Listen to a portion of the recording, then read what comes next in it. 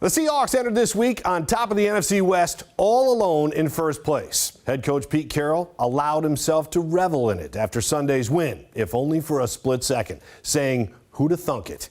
And then he cracked the slightest of smiles.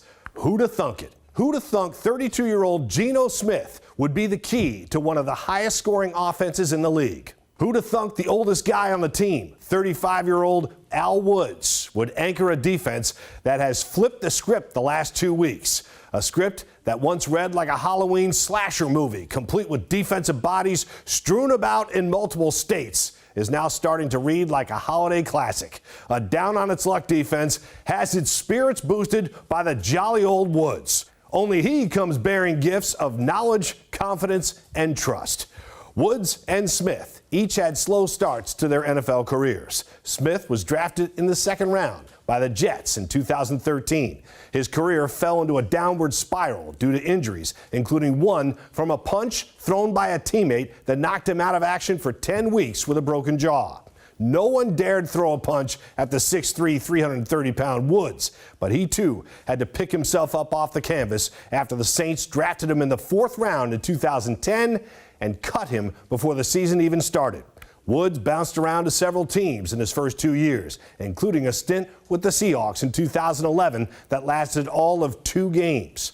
Fast forward to present day, where these two almost forgotten NFL soldiers have revived their careers. The Seahawks' 2 oldest starters are leading by example with their work ethic and character, 2 huge traits that too often have become afterthoughts in today's society. Pete Carroll said this about Geno following Sunday's win over the Chargers. He's different than he was. You can put a label on somebody for what he was, and then you miss the whole chance to understand this guy. Pete went on to describe Geno as a man living in an elevation of poise.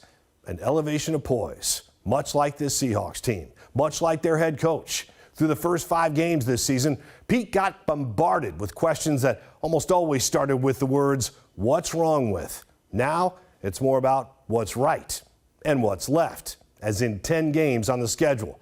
To a man, each player said, "Pump the brakes. We played 7 games." That didn't stop the NFL from releasing a playoff bracket this week that lists the Seahawks as the 3rd seed in the NFC. While it is somewhat laughable, you can't blame Pete if somewhere privately he's cracking the slightest of smiles.